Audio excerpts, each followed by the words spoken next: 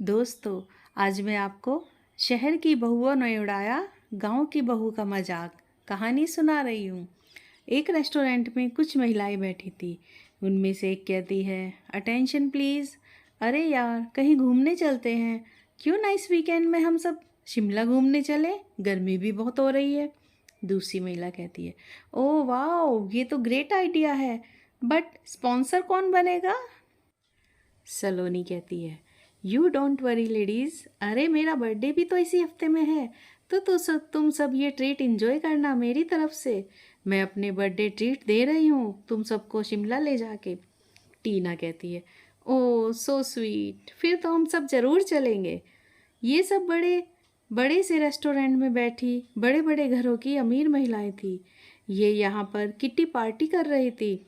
सब की सब बेहद अमीर थी और सब इंग्लिश मीडियम स्कूल से पढ़ी हुई थी। इनका लाइफ स्टाइल भी बहुत हाई फाई था। इन्हीं में से एक थी सलोनी। उसी के कहने पर सब शिमला जाने के लिए रेडी हो गई। फिर अगले ही दिन सारी की सारी वे दोस्त शिमला चल पड़ी। उन्होंने एक एसी बस हायर कर ली थी। रास्ते में टीना, ओ वाओ, वो देखो पहाड़ दिख रहे हैं। टीना भी कहती है, अरे यार, ये हमारा अभी तक का सबसे अच्छा वीकेंड होना चाहिए। I am so excited guys. Saloni कहती है, हाँ हाँ, ये सबसे अच्छा ही वीकेंड होगा क्योंकि ये ट्रिप मैं जो स्पॉन्सर कर रही हूँ, तो हर चीज़ क्लासी होनी चाहिए और होगी भी। टीना, ओह गॉड, वैसे शाम का क्या प्लान है? सलोनी, अरे यार, खाएंगे पिएंगे और इन्जॉय करेंगे। टीना, अरे आगे तो देखो कितना जाम लगा है। सलोनी, ये हिल्स है, ट्रैफिक जाम तो लगेगा ही बेबी।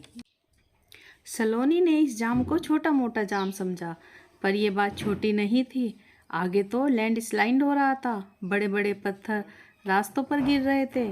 पर जैसे ही जाम खुला और उनकी बस थोड़ी आगे बढ़ी, तो तभी एक बड़ा सा पत्थर उनकी बस के आगे गिरा। बस के ड्राइवर ने बस बैक की, तो तभी पीछे एक बेहद बड़ा सा पत्थर आगे गिरा और उनकी बस तो अब दोनों बड़े बड़े पत्थरों के बीच में फंस गई।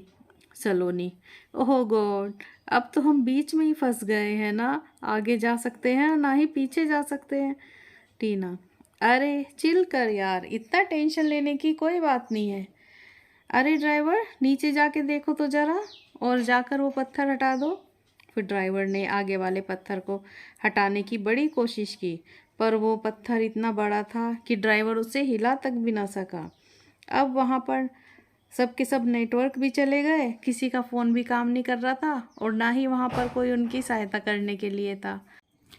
अब तो सब रहीज़ादी एक बड़ी मुसीबत में फंस गई। फिर वो सब भी नीचे उतरकर देखने लगी और ड्राइवर से बोली, अरे ड्राइवर, ज़रा इधर उधर जाके देखो, शायद कोई हेल्प के लिए मिल जाए। हम यहीं पर वेट कर रही हैं। फिर सलोनी का ड्राइवर सहायता के लिए इधर उधर चला गया, पर वो शाम तक आया ही नहीं। फिर सारी महिलाएं डर सी गई। तभी उन्हें बस के बाहर से कुछ आवाज़ें आई। वे सब नीचे उतर कर आई तो देखा गांव की कुछ महिलाएं उधर से गुजर रही थी। गांव की महिलाएं, अरे क्या हो गया मैडम?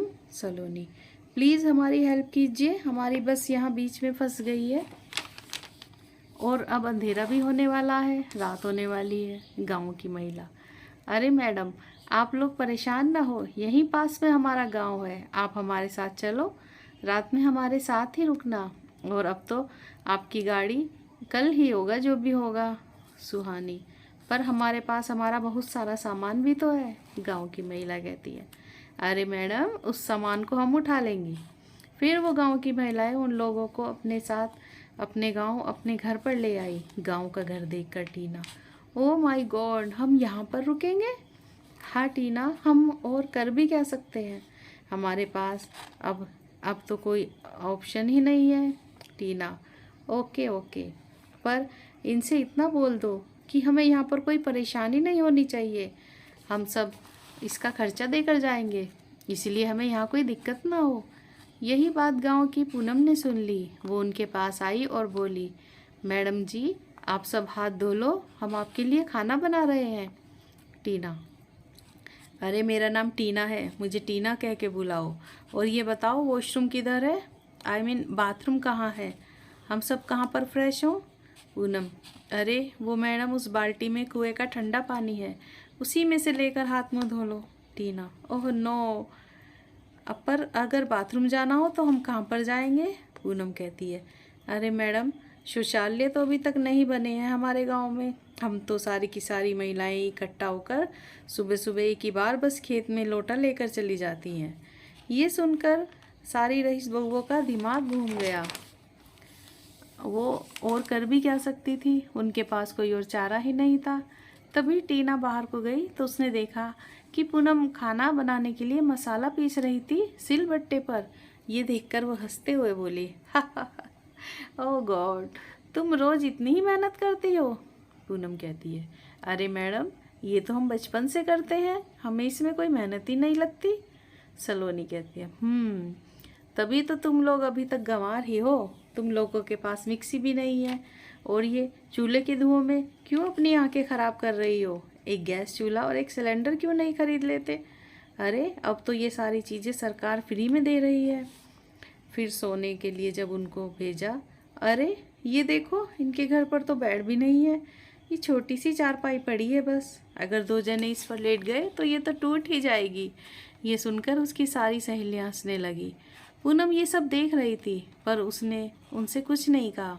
अगली सुबह सलोनी, ओह गॉड थैंक यू, बस वो बस के आगे का पत्थर हट गया है, अब हम यहाँ से जा सकते हैं। सलोनी, अरे सुनो इधर आओ, क्या नाम है तुम्हारा? पूनम कहती है, मेरा नाम पूनम है। सलोनी, ये लो 5,000 रुपये, ये रख लो, तुमने हमारी बहुत मदद की है ना उसके लिए।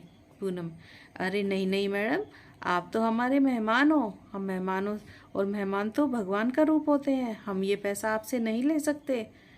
पूनम की बात सुनकर सलोनी और उसकी दोस्त हैरान रह गई। उन्हें तो ये लगा था कि ये गांव की महिलाएं पैसों के लालच में उनकी हेल्प कर रही थी। फिर उनको अपने पर बड़ी शर्म महसूस हुई और वे अपनी हुई कही हुई बातों पर पछता भी रही थी। वो सब वहाँ से जाने लगी। तभी पूनम ने उन्हें बुलाया, अरे मैडम जी रुको रुको तो ज़रा, आपका सफ़र लंबा है, हम सब ने मिलकर आपके रास्ते के लिए खाना बनाया है, इसे लेते जाओ। फिर जब इधर दोबारा कभी आओ तो हमसे मिलने ज़रूर आना। ये सुनकर सलोनी और उसकी सहेलियों की आंखें भर आई। तभी सलोनी ने पूनम को आगे बढ़कर गले से लगा लिया। सलोनी, पूनम तुमसे मिलकर हमें बहुत अच्छा लगा, सच में हम सब जब भी इधर आएंगे तो तुमसे मिलने ज़रूर आएंगे, पर आप लोग भी अब हमारे घर ज़रूर आना, वो भी मेहमान बनकर। हमें भी तो अपनी मेहमान नवाजी का मौका दो। ये कहकर सब हंसने लगे और तब वो लोग चले गए। दोस्तों, अगर आपको ये कहानी पसंद आई हो तो like share comments and subscribe ज़रूर करें। Thanks for watching.